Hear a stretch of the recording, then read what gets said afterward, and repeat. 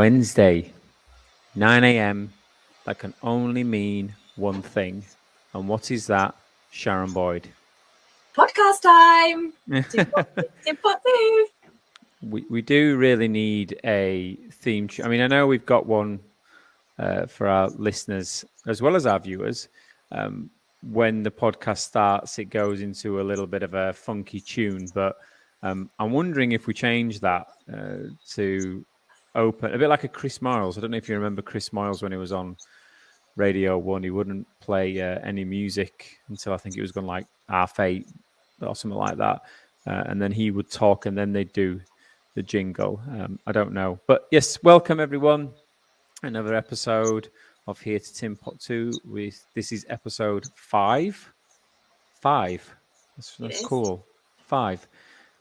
This one we are talking all things skydive. But it's important to note that for those of you in the UK, and especially for those of you not in the UK and looking at the UK at the moment, we are currently shooting ourselves in the foot. We have a fuel crisis at the moment, and I think it's important to mention that just so we have it as a log of how insane it is.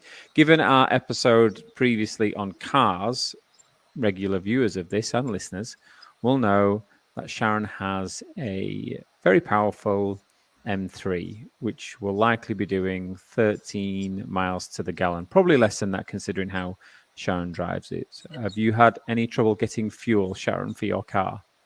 So far, I've been all right. But given it like whips through the whole of the tank in about an hour, if I'm not careful, I'm literally going, where can I walk to? Because I can't use my car at the moment. And the problem we have is because we are such a dispersed team in the companies, we're in the north, we're in the south, and some of us are in the deep south. Not American term, but in terms of the UK. What's interesting is I think in America, if you're from the north, you're seen as sophisticated, and if you're from the south, it's a bit like, ooh, southerners. Whereas in the UK, it's the other way around. So if you're from the north, it's a bit like, ooh, northerners. They'll be coming down with no coats on, walking around in all sorts of weather. Whereas in the south, it's all very posh. That's where London is. But they are a little bit softer. I need to be careful, though, because I think most of our viewers are in the south of the UK. So welcome, everybody. As I said, Wednesday, 9 o'clock. Skydive time. 18th of September was the date for our listeners. And for Sharon, it was a 2.5-hour drive to get to Salisbury Plain, if I remember this correctly. For me, it was a 4-hour drive.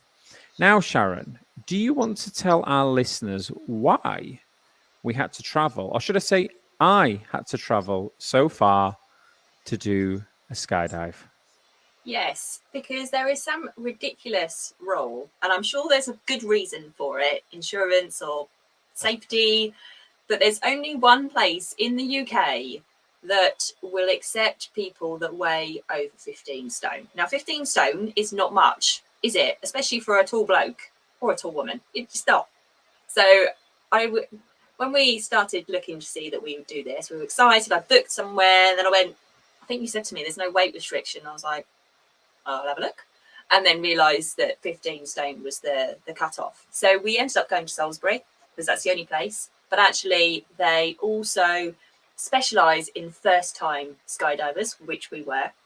And they do in-house training and things like that. So actually, customer experience-wise, because, let's bring that in, they pride themselves on giving excellent experience to first-time jumpers. So, yeah, threshold aside, it was worth going there, I think. Was it worth 4 hours? Threshold aside. Well, you see, again, because we are over audio and visual, let me describe ourselves to the listeners. So I'm 6'2". I would say on a good day, I could probably just nip over 200 pounds. On a good day, I've been known to tip the scales at around 230 in my pie eating days. Now, I would never ask a lady her size or anything like that, but me stood at the side of Sharon is like Willy Wonka stood at the side of an Oompa Loompa. There is a big difference. And we will get into this because we do have videos of the skydive. And for those of you listening, we will describe in vivid detail what's going on. So if you can't see it, that's absolutely fine.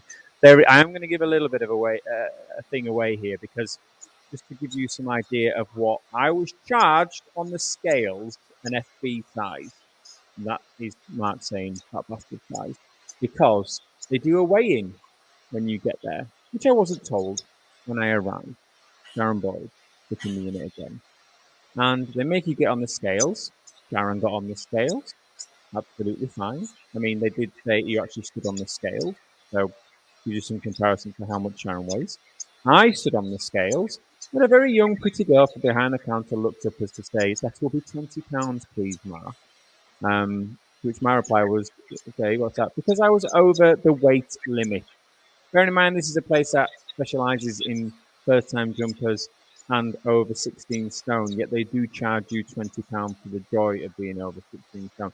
So that was a confidence boost that I needed at the start of that day. But one of the reasons why we wanted to do the skydive in the first place, obviously it was a fantastic experience, and as I said, we will get into that in more detail of what that was like. Very different experiences, I think I can be so bold as to say that, Sharon, between your jump and my jump. And again, for those watching, you will get to see the video. For those of you listening, I will describe in detail what is going on, and you will be pleasantly surprised at the difference. So when we arrive, we wanted to make sure that we had our t-shirts on, or should I say Sharon had her t-shirt on. I forgot to wear mine because of the panic of the day. So we were raising money for a charity called Mind, which in the UK, it's a very special charity. It does a lot for mental health. For those of you across the world that are listening to this, have a look at these guys. They do some great stuff on mental health. And as we know, over the pandemic, everybody suffered not just from COVID, but everything in between. So we wanted to raise some money for these guys, and you can also donate still. So when we upload this podcast on our more accessible video channels such as LinkedIn, YouTube, Twitter, and things like that, we'll put the links in so you can find us, MKL Innovation or MKLCX, both on LinkedIn and Twitter, and you'll be able to donate in that way. So what I think we should do, Sharon, is I want firstly for you to describe to me within 30 seconds, because then we'll play the video, 30 seconds of your skydiving experience.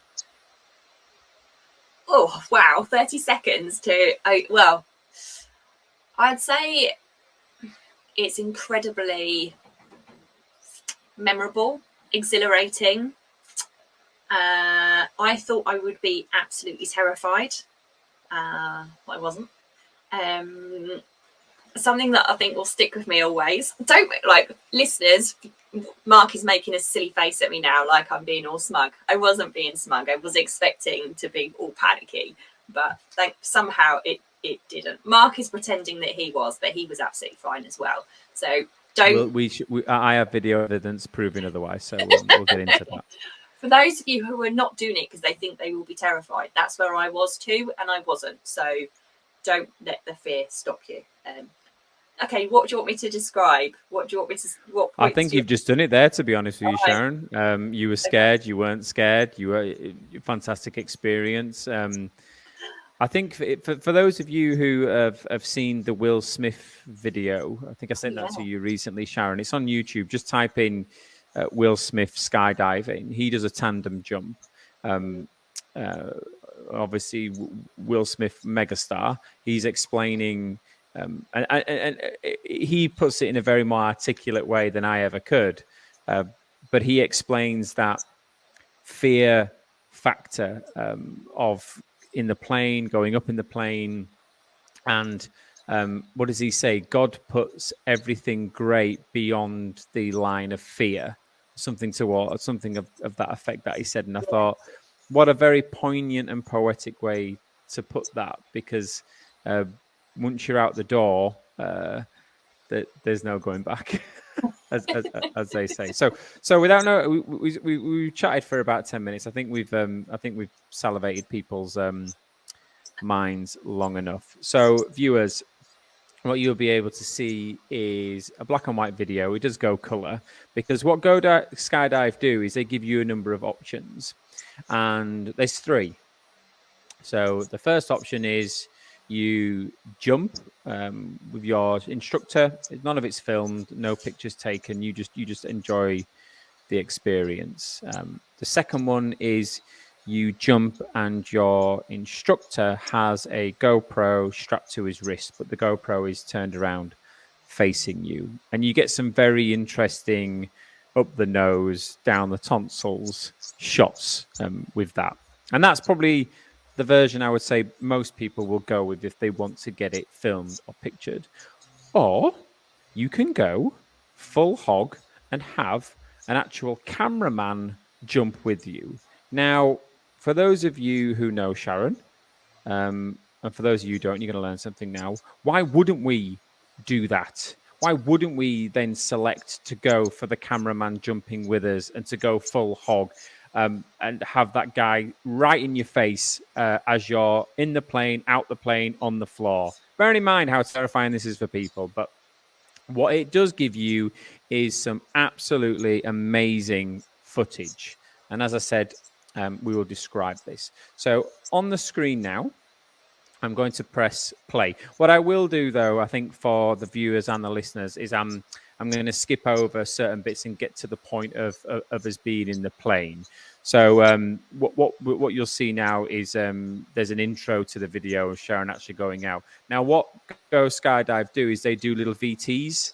So they will talk to you about why you're doing this, what you're doing. I mean, for those of you listening, there's a guy talking to Sharon now. She's all harnessed up.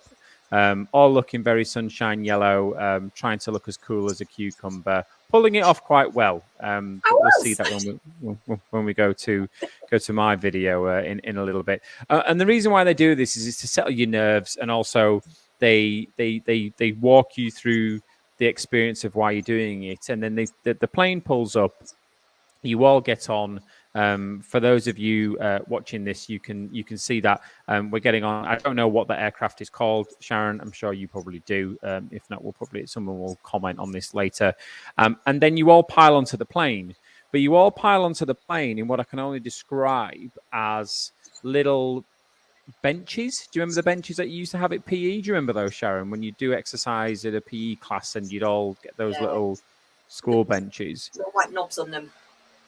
Well, that actually leads me to my next point, because you sit on that bench. You straddle that bench, and what happens is you are then pulled very close, very intimately into your instructor's groin, and I can only describe it as the closest I've ever been to a man with my clothes on in my life. He was. I mean, I could feel heat. There was a lot of heat going on in places. And I remember turning around at one point and saying to him, bloody hell, I'd pay the money just for this. Because I don't know if you experience this, Sharon, but every so often my instructor would just ratchet the harness just a little bit tighter, just a quarter of an inch every time. But every time he did it, I felt his groin digging right into my back. Did you have that? Yes, and I was very aware that I had a bloke between my legs as well, because my cameraman was sat between my legs and I was sat in my instructor's legs. So I was literally in a bloke sandwich with a camera in my face. So, I mean, that's probably an After Dark podcast or something like that. Viewers and listeners, please drop comments if anybody would like that to happen. Anyway, quickly moving on. So, on the video, what the cameraman does is he's got a number of GoPros on his body, hasn't he, Sharon? So he's got a GoPro on his helmet, and he's got a GoPro in his hand. And throughout various parts of the flight, which lasts 15 minutes or 20 minutes, I would say, and that's because we were told we were on the VIP aircraft. Because what altitude did we jump from, Sharon? 15,000 feet. Yes. Now, again, Now, again, listeners and viewers, I was lulled into a false sense of security because when you get there, you sat in the area. It took 4 hours, by the way, for us to get there to the actual point of jumping out of an airplane. You get there and you see people coming down from their skydiving experience, and you have got some older gentlemen, I would say over 50, 60 at least, coming, and you're sat there thinking, if he can do it, I can do it. Other people that are maybe a bit more portly than you coming down and going, if he can do it, I can do it. However, there are 3 heights to jump from on a daily basis. Most people jump from 7 to 10,000. But for us, I think there was it 2 or 3 flights that day that was going from 15,000 feet, which apparently is the highest you can do in the UK from a tandem. So why wouldn't you do that on your first one? And I was told that as we were going to the flight. And what I did leave out, listeners and viewers, was as we were getting to our aircraft, my instructor said to me, "Oh, you're a big lad. We'll go out the door first because we will come down to the earth like a meteorite." And that is just what I wanted to hear getting on to the aircraft. And like the gobshite, sorry for swearing, but the gobshite that I am, I'm saying to the guys walking over to the aircraft, because I'm filling the air with words because of my nerves. "Oh yeah, when you jump out and you pull your chute, feel free to do some twists and turns and some loops and boops and all sorts of stuff." And he's going, "Right, awesome." Not many people say that on their first time. Again, I'm not listening to these warning signs here. I'm just I'm basically walking out on M1 and just hoping I just get across it. So I'm first. So I'll play the video again, and we'll continue to roll this. So viewers, you can obviously see the cabbage patch, the patchwork that is the beautiful British countryside, and an altimeter, I think it's called. Is that what that's called? That gives you the height in feet? Yes. So 2,000 feet, 2,500 feet is going up to now, showing on his wrist. And you will see, and Sharon, I want you to describe this. What sort of an atmosphere was it like on your side of the aircraft?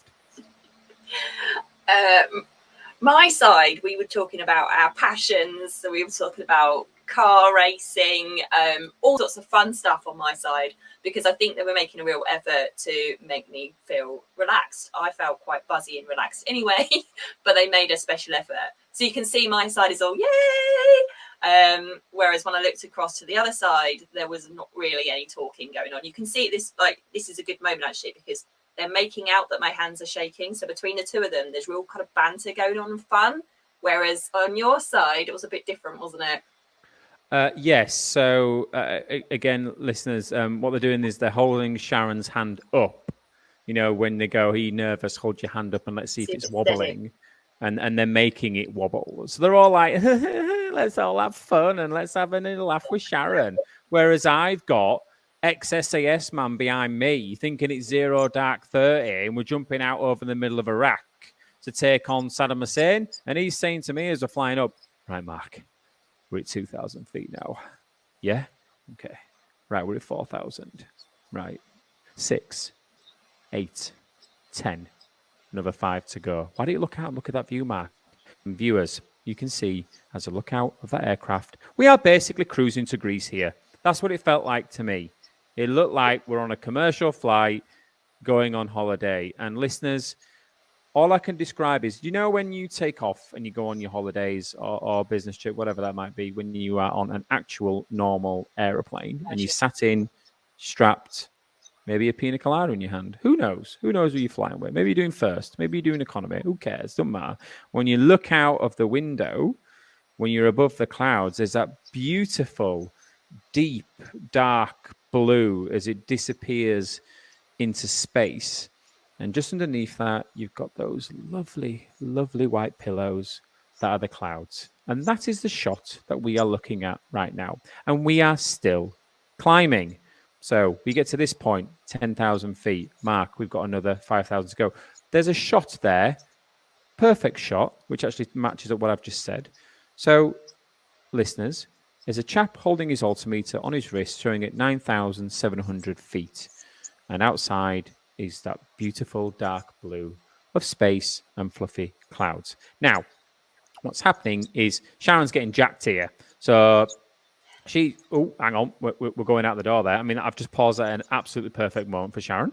So what they do is, viewers and listeners, is before you go onto the flight, they do training with us, don't they?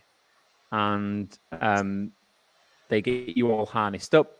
They then go and put you on some weird bondage clips, which was very interesting. And then they get you to do 3 poses. One of them is you have to let your legs dangle. Viewers, you'll be able to see the pose that Sharon is perfectly mimicking there. I mean, she looks like she's a little bit, I will let the viewer's imagination go on that one. What you have to do is you have to sit in between your instructor's legs. Once your legs are out of the door, you then have to push your legs right back, but put your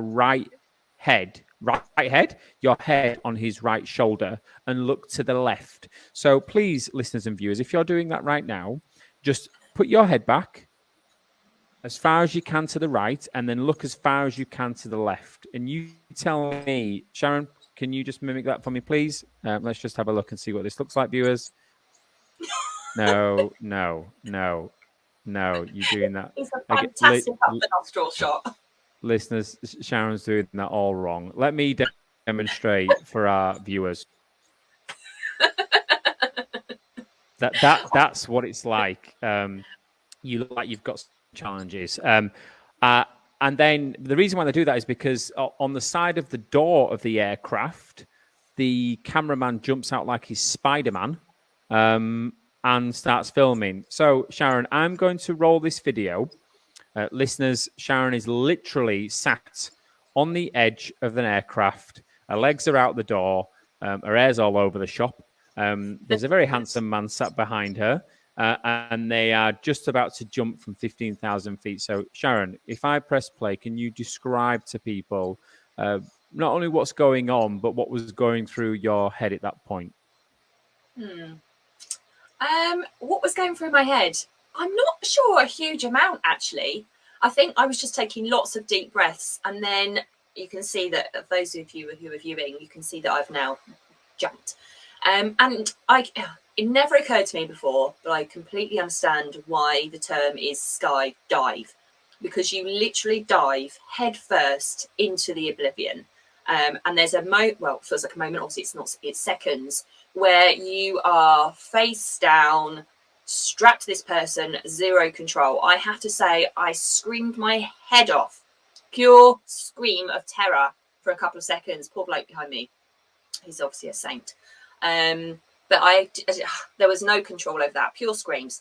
And then it is just trying to catch your breath and acclimatise to the fact that you are strapped face down, looking at the earth with the wind in your face coming at you at 120 miles per hour, rushing up your nostrils, filling your mouth, with a cameraman right in your face. And I think there was moments, what was I thinking? Oh, well, I haven't died. Okay, this is okay. Or is it okay? I don't know. Is it okay? Yes, I'm okay. Whoa, this is weird. This is weird. This is weird. It was mainly what was going through my head. I was looking down, going, okay, I can see other people a bit further down. The cameraman, I'm not sure I was really thinking anything other than that at the time. And then he paused the shoot. And I think mine was, we'll get into yours, but I think mine was not quite as horrendous as yours. But I remember when he pulled the chute, the way he did it, or I'd obviously forgotten that he needed to pull the chute. Crucial part of the journey, obviously, he needs to pull that chute. But I thought, because it dropped me down, that my harness had come off.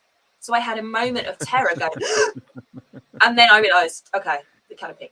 So it was okay, right? And not a second, but probably a minute later, he said to me, right, stand on my feet, which I did. Which is weird, and just hold your arms out like this, because I'm just going to detach you. Now I'm sure you heard this, listeners, when you are I don't know how, at least 10,000 feet at that point above the ground, and you hear, I'm just going to detach you from me, and he's got the canopy on you, you're going to freak out a little bit. I went like that, and then he did his thing, and he said, "Don't worry, it's just so that when we land, you're more comfortable." And I thought, I'm not worried about landing yet. I just get me there.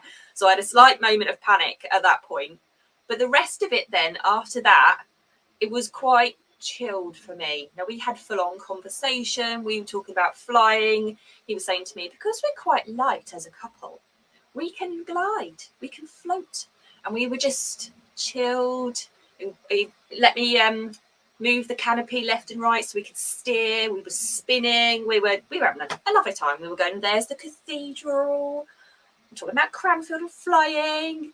And we went very, very slowly. And then before I knew it, we were going, oh, look, where shall I land? There we go. And then coming into land and made a very graceful landing, as I'm sure you can imagine. Except it wasn't very graceful when I actually landed. Because I had a massive wardrobe malfunction, but we'll talk about that later. Well, I saved your dignity there. That's why I stopped the video at a certain point. But just to give that some more meat. So I was the first out of the plane. Sharon was the second, but I think you were the last to land, or one of the last to land. The fifth one to land. So how does that work? I mean, obviously physics tells us that you fell to earth like a feather, whereas I came down like a meteorite. I mean, if there may as well have been some T-Rexes and Stegosauruses bombing about, because I was going to wipe them out. That's how fast I was coming. I mean, God knows how much the combined weight of myself and Craig, my lovely instructor, was. 400 pounds. I don't know. Felt like a ton at least. But you can listen to this, viewers, or listen to this, and also watch this. And as you can imagine, there's two very different experiences here. So let's just 10-second wrap up. Sharon's there. Party. It's great. We're all vibing. It's Club Tropicana here in this aircraft. Everybody's high-fiving. Everybody's a bit gnarly. Everybody's whooping and hollering. Everybody's like, whoa, yeah, party, dude. Out the plane. It's all nice. Falling to earth. Yeah, 60-second free fall. Terrifying for everyone. Canopy opens. Oh, do you want to have a little steer? Yeah, of course you can. Yeah, look at us being a couple. Look at us being so light and just enjoying it with us hollow bones. We'll just float to earth. Oh, well done, Sharon. You've done an amazing thing there. Congratulations. Me, on the other hand, very different. So, again, I'm going to... Viewers, you will see myself expertly demonstrating the difficulties in life that I look like I'm having with this pose at the moment. This is the pose you have to do when you're out of the aircraft. And again, my instructor, Craig, telling me my cameraman was an absolute nutcase. So he's telling me as we're just about to jump, that is a nutter. And he was, because he clung onto the side of that plane when those doors opened, like Tom Cruise in Mission Impossible. I've never seen anything like it in my life. I thought this guy's like a cross between SAS, SBS, Delta Force, Zero Dark 30, every sort of action hero you've ever heard, Rocky, Dutch from Predator, all rolled into one. He was literally there. I mean, God knows the size of his... Anyway, so I'm going to fast forward mine, viewers, to the point of jumping out, because you don't need to see the aircraft bit, because... it's just basically the same as Sharon's. Although, as you can see here, viewers, listeners, I've just paused the video on a very interesting still. So I've got my face mask on. I'm very much clinging onto my harness, like it's my baby, like it's my lifeline, like it's attached to me, like it belongs to me, like it's going to save my life. Sharon, on the other hand, look at this. Oh, let's all chat and be nice and vibing, and it's all great, and we're just having a good look. And I am terrified here. So all that was going through my head at this point was, don't bottle it, don't bottle it, don't bottle it. I mean, look at it again, listeners and viewers. My cameraman's more interested in Sharon than he is in me. She's constantly getting the camera smashed into her face, and she's having a great time. Whereas I'm like, look at my stupid face. I'm like a third wheel to this day here. Oh, all gnarly and all that lot. Anyway, right. Oh God. So I've paused this at an exact perfect moment for myself. just about to jump out of the aircraft. The poor guy, Craig, behind me, it must have been like hoofing a fridge across a kitchen floor trying to get me out of the aircraft. Poor guy. I mean, his core strength must be absolutely unbelievable. I mean, look at the whites of his eyes, viewers, listeners. This guy is like a dog when they're having a poo and they catch your eye and they're staring intently at you as they're very much tense. This is what Craig is doing at the moment. So I'll describe what's happening. There you go. Look at that. I'm out the door. I'm out the door now, viewers, and all I can describe at this point was my nostrils being on fire. My guy had to tap me twice on the shoulder to put my arms out because I didn't know what was going on. It was a massive attack of the senses. My face looks like a semi-deflated water balloon because the chubbiness of my face is whapping in the wind at 120 miles an hour. And my guy's fist bumping me. So he's fist bumping me. He's having a great time. I'm going to pause it at this certain point here. Now, oh dear. Listeners, my listeners, I've paused this video where I look like a really, really naff sphinx in Egyptian times. So the reason why I've got my hands cupped. So my hands, Sharon had her hands open, fingers spread. Super Jesus. Got my hand. Yes, Super Jesus. I've got my hands cupped like I am a naff cat about to pounce. And the only reason why I did that and what was going through my head is, if you were when you were a kid, you'd put your hand out of your dad's car window. Me and my brother at the time would go, "Oh, if you put your hand like you're cupping something, it feels like you're feeling things." So we do that, and that's all that was going through my head at that point. So I'm putting my hands like that because I want to feel the pressure of the air. What I didn't realize is how that would translate in video format. And my guy behind me, he's giving it all thumbs up and waving his hands, and he's having a great time. What I did really enjoy about this point, and I'm sure you were the same, Sharon, was that moment of falling through the clouds. I cannot describe that feeling of just brilliant white all around us and mist on my face. So exhilarating. It was such a surreal experience, but my ride didn't stop there. So again, viewers, if you're watching this, my guy has put his thumbs up, so he's just about to pull his canopy, meaning the cameraman to go away so he doesn't get caught up. Listeners, is a shot of me in the clouds, again looking like the naffest superhero ever is coming to ruin your day. So my canopy's pulled, and off I've shot at 100 miles an hour. Felt like a car had hit the back of me at 30 miles per hour. And I'm on the deck and everything's all fine and I'm all jacked. What my guy did say to me afterwards was he thanked me for allowing him to do what he did. So if you remember, viewers, that at the point of walking over to the plane, I said to him, because I wanted to fill the air with noise, you know, you feel free to go as gnarly as you want when you pull the canopy. And my God, did he. He was doing 360s, spinning it around. My harness was so tight on my legs, I had to tell him to stop because it felt like my right leg was going to get chopped off. We came down to earth so fast that I had to, I think I was down there at least 5 minutes before you got there, Sharon.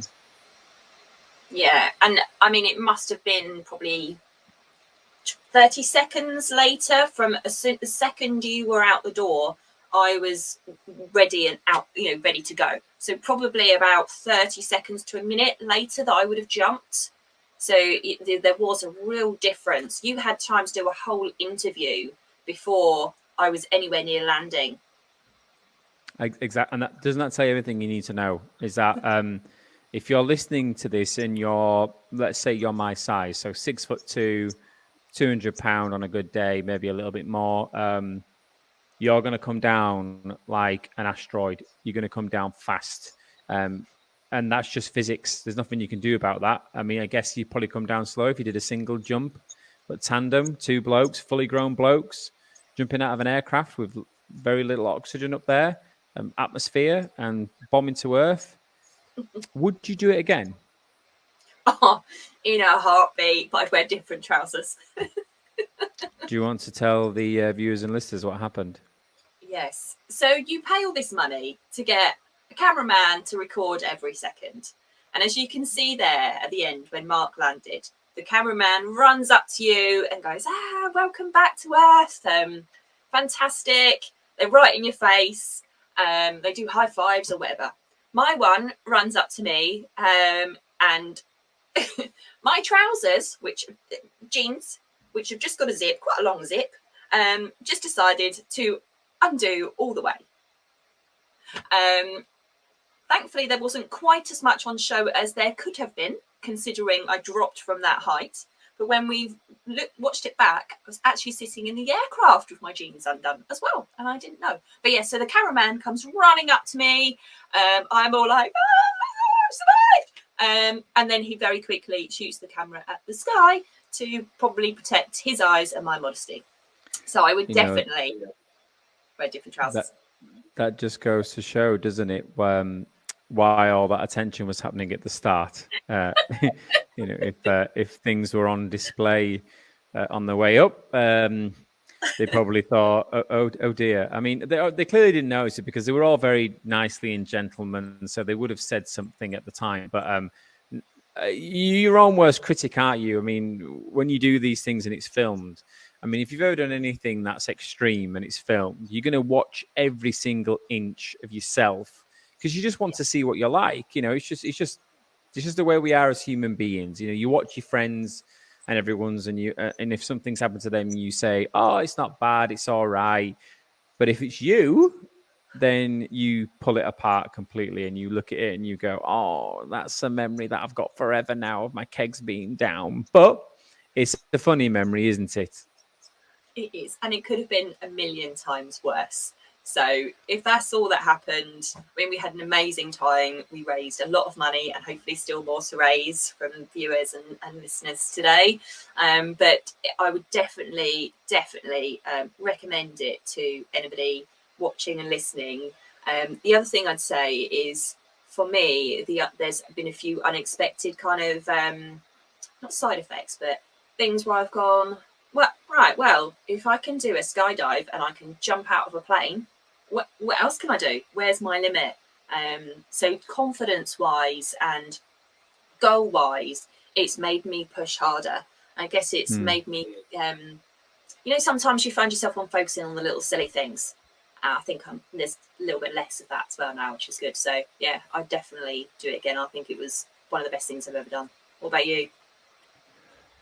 Yes, I would do it again because I think now I'm fully prepared for what's going to happen. There's a couple of side effects for me. I mean, I get the mental side. It's hurtling to 15,000 feet at 120 miles an hour. Free fall was it'll give you some perspective. It'll give you some clarity on things. It just will. You're not a human being if you don't have a very deep thought around your own mortality at that stage when you're up and you can see the curvature of the earth and then you throw yourself out of a perfectly good aeroplane. For me, though, some of the side effects were the physical ones. So the next day I woke up and felt like I'd been in a fight.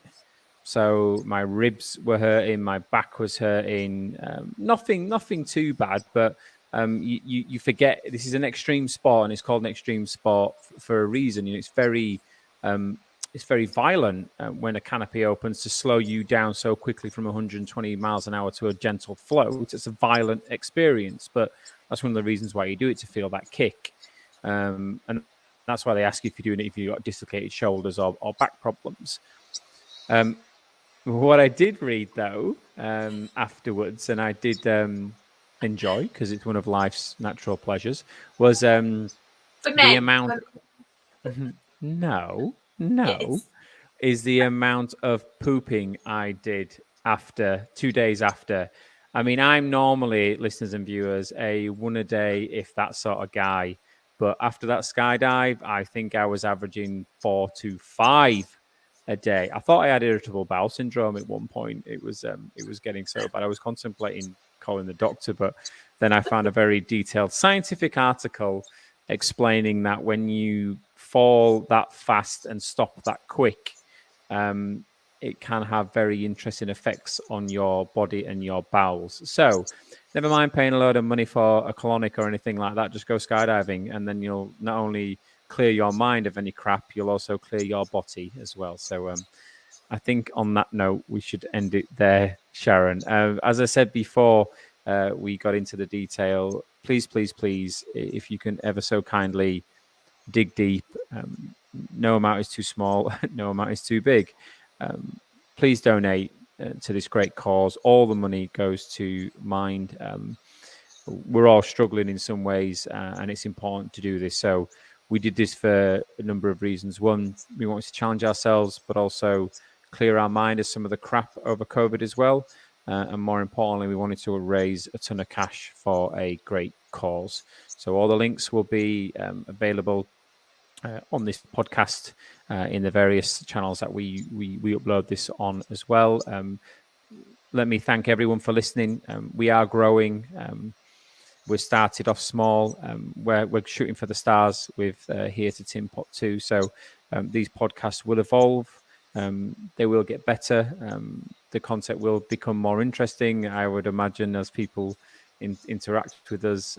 As we've always said, no topic is too small and no topic is too big. We're happy to talk about anything. The podcast that was John just before this, we were reviewing the powerful book Ordinary Men, so go have a look at that. We're on various channels as well, all the usual ones you would expect.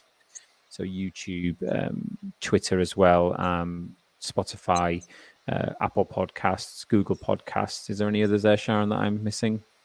Those are the main ones, yeah. Yeah. So, and what will people need to search to find us? If you put in Here to Tinpot 2, you'll be able to find our channels. Excellent. And as always, if you want to be a guest, if you have something interesting you want to talk about, we love to be educated. So we don't portray ourselves as experts in everything. We like to explore everything. So if you want to come on and talk about a very interesting subject and use us as novices as sounding boards where we can ask questions, then please feel free to reach out to myself and Sharon, and we would be happy to get you on. It's now coming up to 10 o'clock. No doubt it's looking at a coffee break time. So everybody enjoy this. If you're listening live, please comment. If you're watching this back, I hope you're well wherever you are. Thank you very much.